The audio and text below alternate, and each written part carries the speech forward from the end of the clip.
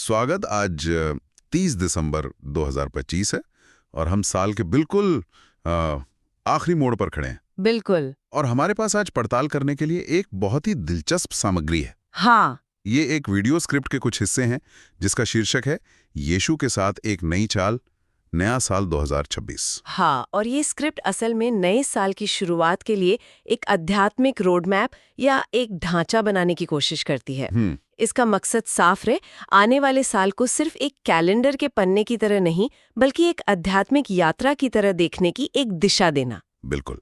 तो आज हमारी पड़ताल का मिशन सिर्फ ये जानना नहीं है कि स्क्रिप्ट क्या कहती है, बल्कि ये समझना है कि ये अपनी बात को कैसे रखती है, सही, बाइबल के किन हिस्सों का इस्तेमाल करती है और क्यों इसका ये तरीका इतना असरदार हो सकता है।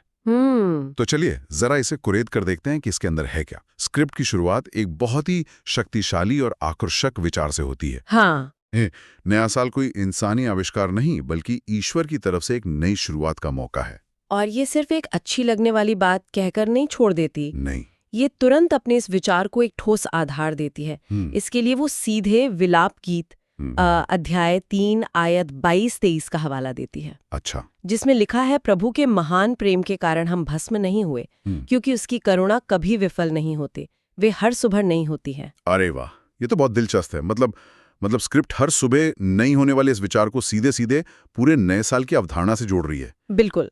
ये ऐसा है जैसे कहा जा रहा हो कि 1 जनवरी सिर्फ एक और सुबह नहीं है। हाँ, बल्कि ये 365 नई सुबहों का एक बंडल है जो में एक साथ दिया जा रहा है। आपने बिल्कुल सही पकड़ा। यही स्क्रिप्ट का पहला मनोवैज्ञानिक दाव है। ये नए साल पर से पिछली नाकामियों का बोझ हटा देती है।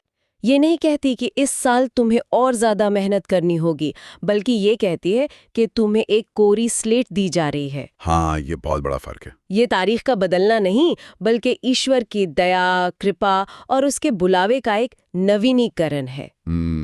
ये सुनने वाले को तुरंत एक सकारात्मक और उम्मीद से भरी मानसिकता में ले आती है, जहां कुछ भी संभव लग सकता है। ठीक है, तो पहली नींव रख दी गई है, नई शुरुआत, और वो भी हमारी कोशिशों पर नहीं बल्कि ईश्वरीय दया पर आधारित है। सही कहा। तो ये अपने आप में एक बहुत बड़ा बोझ हल्का कर देती है।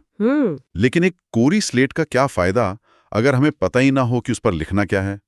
यही से स्क्रिप्ट आगे बढ़ती है। हाँ। और एक बहुत ही सीधा, व्यक्तिगत और शायद थोड़ा असहज करने वाला सवाल पूछती है, क्या यीशु मेरे जीवन के केंद्र में है? और यही मोड़ है। ये एक सामान्य उम्मीद से एक बहुत ही खास फैसले की तरफ एक बड़ा मोड़ है। हाँ, और ये हमें चर्चा के दूसरे हिस्से पर ले आता है, 2026 की शुरुआत यीशु के साथ करना। अच्छा। ये इस पूरे आध्यात्मिक रोड मैप का, आप कह सकती हैं, इंजन है। इंजन, हाँ। या स्क्रिप्ट यूहन्ना अध्याय 1 आयत 12 का इस्तेमाल करती है। जिन्होंने उसे ग्रहण किया, जो उसके नाम पर विश्वास करते थे, उसने उन्हें परमेश्वर की संतान बनने का अधिकार दिया।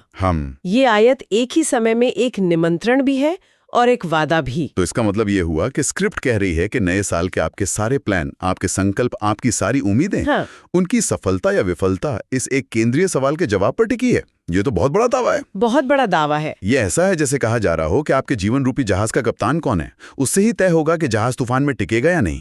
ये एक बहुत बड़ा दावा है और स्क्रिप्ट इसे बहुत स्पष्ट रूप से रखती है। वो एक सीधी तुलना करती है। यीशु के बिना योजनाएं वो रेत पर बने घर की तरह हैं, जो पहली लहर में ढह सकती हैं। बिल्कुल। और यीशु के साथ जीवन को एक दिशा, एक लंगर मिलता है। ये एक बहुत ही प्रेरक तर्क है जो सुनने वाले के सामने एक विकल्प रखता है। या तो आप अपनी समझ के भरोसे चलें, जो अनिश्चित हो सकती है, या फिर एक दिव्य मार्गदर्शन के साथ आगे बढ़ें। ये आत्म सुधार के विचार को आत्मसमर्पण के विचार से बदल देता है। ठीक है, तो नई शुरुआत का वादा मिल गया, जीवन के केंद्र को स्थापित करने का निमंत्रण भी दे दिया गया। लेकिन हम सब जानते हैं कि नए साल के संकल्पों के साथ असल दिक्कत शुरुआत में नहीं, उसे बनाए रखने में आती है। हाँ बिल्कुल। जिम की मेंबरशिप जनवरी में फुल होती है और फरवरी में खाली। हाँ, सही बात है। ऐसा लगता है कि स्क्रिप्ट लिखने वाले को भी ये बात पता थी, क्योंकि वो सिर्फ शुरुआत की लाइन पर ही नहीं रुकते हैं ना। ये एक बहुत ही जरूरी ऑब्जर्वेशन है। और स्क्रिप्ट का तीसरा और शायद सबसे महत्वपूर्ण हिस्सा इसी पर केंद्रित है, 2026 में यीशु के साथ चलना। हाँ, शुरुआत करने से चलते रहने की तरफ एक बड़ा बदलाव है। अच्छा। चलना शब्द यहाँ बहुत मायने रखता है, क्योंकि ये एक लगातार चलने वाली प्रक्रिया और रिश्ते को दिखाता है, ना कि किसी एक घटना को। और इस विचार को ताकत देने के लिए स्क्रिप्ट्स लूका अध्याय 9 आयत 23 का हवाला देती है। ओके। जो कोई मेरा शिष्य बनना चाहता है उसे स्वयं को नकारना होगा और प्रतिदिन अपना क्रूस उठाकर मेरे पीछे चलना होगा। यहाँ प्रतिदिन शब्द पर बहुत ज्यादा जोर है।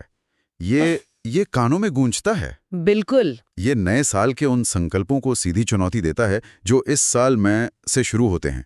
ये कह रहा है कि असली सवाल इस साल का नहीं बल्कि आज का है। हाँ, ये तो बहुत ऊंचे स्तर की प्रतिबद्धता की मांग कर रहा है। बिल्कुल। और यहीं पर स्क्रिप्ट का सबसे बड़ा दाव है। ये नए साल के संकल्पों के पूरे विचार को ही बदल देती है। कैसे? ये लक्ष्य को परिणाम आधारित, जैसे 10 किलो वजन कम करना, प्रक्रिया आधारित यानी रोज समर्पण करना में बदल देती है। अच्छा। ये मनोवैज्ञानिक रूप से बहुत शक्तिशाली है, क्योंकि ये सफलता को हर एक दिन प्राप्य बना देता है, न कि किसी दूर के डरावने लक्ष्य के रूप में। हाँ, सही बात है। आप साल के अंत में 10 किलो कम कर पाएं या नहीं, ये एक अलग बात है। बिल्कुल। लेकिन क्या आपने आज सही चुनाव किया, ये सवाल ज्यादा नियंत्रण में लगता है। ये मुझे मेरी वर्कआउट की आदत डालने की कोशिश की याद दिलाता है। बताइए। जिन दिनों मैं सिर्फ मैराथन दौड़ने के अंतिम लक्ष्य पर ध्यान देता हूँ, वो दिन बहुत भारी लगते हैं। लेकिन जिन दिनों मेरा लक्ष्य सिर्फ जूते पहनकर 10 मिनट दौड़ना होता है, हाँ, वही वो दिन होते हैं जब मैं असल में दौड़ता हूँ। बिल्कुल। ये प्रतिदिन वाला फोकस हाँ, उसी मनोविज्ञान का इस्तेमाल कर रहा है। एकदम सही। स्क्रिप्ट का संदेश है, एक नए साल के लिए एक नई चाल की जरूरत है। नई चाल। हाँ, ये सिर्फ बाहरी व्यवहार बदलने के बारे में नहीं है, बल्कि एक आंतरिक दैनिक समर्पण के बारे में है। ये चलना एक सक्रिय क्रिया है, कोई निष्क्रिय अवस्था नहीं। ठीक है, ये दैनिक चाल या ईसा केंद्रित जीवन सुनने में तो बहुत अच्छा लगता है, लेकिन असल जिंदगी में इसका मतलब क्या है? जब कोई सुबह उठता है तो वो प्रतिदिन अपना क्रूज कैसे उठाता है? लोग व्यवहारिक लक्ष्य निर्धारित करना पसंद करते हैं। क्या स्क्रिप्ट इस सैद्धांतिक बात को जमीन पर उतारती है? हाँ, और ये इस स्क्रिप्ट की एक और खूबी है। ये सिर्फ ऊंची ऊंची बातें करके श्रोता को भ्रम में नहीं छोड़ती। अच्छा। इसका चौथा भाग पूरी तरह से इसी के लिए है कि इस दैनिक चाल को व्यवहारिक कैसे बनाया जाए। ठीक है। और अपने तर्क को मजबूत करने के लिए ये एक नहीं बल्कि 3 प्रमुख बाइबल अंशों का इस्तेमाल करती है, जो जीवन के 3 अलग-अलग पहलुओं को छूते हैं। अच्छा, वो कौन से 3 पहलू हैं? पहला है मत्ती अध्याय 22, जो सबसे बड़े आदेश के बारे में है। अपने परमेश्वर यहोवा से प्रेम करो और अपने पड़ोसी से अपने समान प्रेम करो। ठीक है। ये हमारे रिश्तों की नींव रखता है, ऊपर की ओर यानी ईश्वर के साथ और बाहर की ओर मतलब लोगों के साथ। दूसरा है 1 पत्रस अध्याय 1 आयत 15, जो कहता है अपने सभी कामों में पवित्र बनो। ये हमारे अंदर की दुनिया, हमारे चरित्र और आचरण पर ध्यान केंद्रित करता है। और तीसरा है भजन संहिता 119 आयत 105, तेरा वचन मेरे पैरों के लिए दीपक है। ये दैनिक मार्गदर्शन के स्रोत की ओर इशारा करता है कि हमें ये सब करना कैसे है, इसका रास्ता कौन दिखाएगा। 1 मिनट रुकिए। गहराई से प्रेम करो, पवित्र जीवन जियो, ये कोई टू डू लिस्ट की आइटम तो है नहीं जिन्हें आप बस टिक कर दें। नहीं, बिल्कुल नहीं। ये तो जीवन भर चलने वाले बहुत बड़े संघर्ष हैं। क्या यहाँ पर स्क्रिप्ट चीजों को बहुत ज्यादा सरल बनाने का जोखिम नहीं ले रही? ये एक शानदार सवाल है। क्या ये लोगों को विफलता के लिए तैयार कर रही है, ये दिखाकर कि ये सब करना बहुत आसान है? ये बहुत जरूरी सवाल है, और अगर स्क्रिप्ट यहीं पर रुक जाती तो आपका कहना बिल्कुल सही होता, लेकिन वो ऐसा नहीं करती। तो फिर इन बड़े आदेशों को भजन संहिता 119 से जोड़कर वो एक बहुत ही जरूरी बात कहती है। भजन कहता है, तेरा वचन मेरे पैरों के लिए दीपक है। दीपक? हाँ, एक दीपक या टॉर्च आपको पूरी यात्रा नहीं दिखाती, वो आपको बस अगला कदम कहाँ रखना है ये दिखाती है। अच्छा। तो स्क्रिप्ट का उद्देश्य ये नहीं है कि आप एक ही दिन में पूरी तरह से प्रेम करने वाले या पवित्र बन जाएं। उद्देश्य ये है कि आप आज इस दीपक की रोशनी में प्रेम की दिशा में एक कदम उठाएं, पवित्रता की दिशा में एक चुनाव करें। ये मंजिल नहीं बल्कि दिशा के बारे में है। वाओ, इस नजरिए से तो सब कुछ बदल जाता है। तो ये एक चेकलिस्ट नहीं बल्कि एक कंपस है। बिल्कुल, लक्ष्य पूर्णता नहीं बल्कि प्रगति है, चाहे वो कितनी भी छोटी क्यों ना हो। ये तो बहुत ज्यादा व्यवहारिक और करने लायक लगता है। बिल्कुल। और इसी आधार पर स्क्रिप्ट 2026 के लिए कुछ ठोस व्यवहारिक कदम सूचीबद्ध करती है। जैसे कि गहराई से प्रेम करना, पवित्र जीवन जीना, ईमानदारी से प्रार्थना करना, प्रतिदिन परमेश्वर का वचन पढ़ना और विनम्रता से दूसरों की सेवा करना। ये अब अमूर्त नहीं है, ये उस कंपास की सुई को सही दिशा में रखने के दैनिक अभ्यास बन जाते हैं। ठीक है, तो अब हमारे पास नींव है, एक दैनिक प्रक्रिया है और उस प्रक्रिया के लिए एक व्यवहारिक कंपास भी है। ये एक बहुत ही मजबूत ढांचा लगता है। लेकिन जीवन सिर्फ हमारे प्लान के हिसाब से नहीं चलता। नया साल अपने साथ अनिश्चितता और डर भी लाता है। हाँ, हमेशा। नौकरी की चिंता, स्वास्थ्य के मुद्दे, रिश्तों का तनाव। जब तूफान आता है और कंपास भी हिलने लगता है, तब क्या स्क्रिप्ट इस भावनात्मक पहलू पर भी बात करती है? और यही इस स्क्रिप्ट के 5वें और अंतिम मुख्य हिस्से को इतना महत्वपूर्ण बनाता है। अच्छा।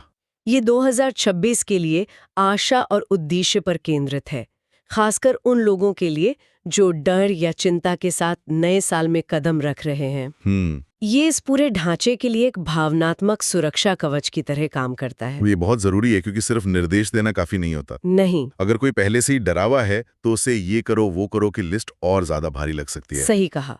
और स्क्रिप्ट इस भावनात्मक जरूरत को सीधे संबोधित करती है।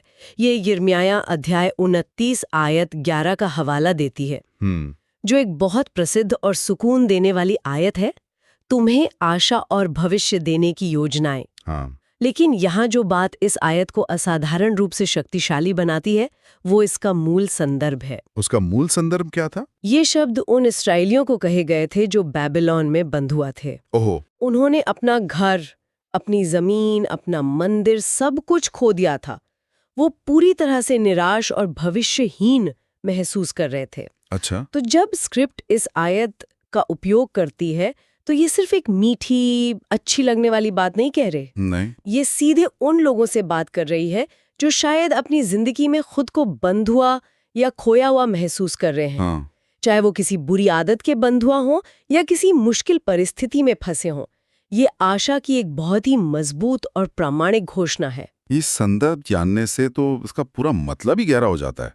ये चिंता मत करो खुश रहो वाला संदेश नहीं है। बिल्कुल नहीं। ये मैं जानता हूं कि तुम एक बहुत मुश्किल जगह पर हो, लेकिन यहां भी तुम्हारे लिए एक योजना और एक भविष्य है। ये बहुत ज्यादा ताकतवर है। बिल्कुल। और इसी के साथ ये नीति वचन अध्याय 3 का उपयोग करती है। अपने पूरे हृदय से यहोवा पर भरोसा रखो और अपनी समझ का सहारा न लेना। ये नियंत्रण छोड़ने और विश्वास करने का आह्वान है। तो कुल मिलाकर संदेश ये है कि भविष्य चाहे जैसा भी हो, चाहे वो कितना भी अनिश्चित क्यों न लगे, ईश्वर पहले से ही वहां मौजूद है। आपको अकेले इसका सामना नहीं करना है। तो अगर हम इस पूरी संरचना को एक साथ देखें तो ये एक अविश्वसनीय रूप से सोचा समझा सफर है। हाँ। ये एक नई शुरुआत के कोमल वादे से शुरू होती है, फिर यीशु को केंद्र के रूप में स्थापित करके एक मजबूत लंगर डालती है, उसके बाद दैनिक चाल के जरिए इसे एक स्थायी आदत में बदलती है। बिल्कुल। फिर इस आदत के लिए एक व्यावहारिक कंपास देती है और अंत में इस सब को आशा के एक अटूट कवच में लपेट देती है। आपने इसका बहुत अच्छा सार निकाला है। और ये स्क्रिप्ट एक प्रार्थना के साथ समाप्त होती है, जिसमें इन सभी विषयों को एक साथ पिरोया गया है। अच्छा। यीशु के साथ साल शुरू करने, आज्ञा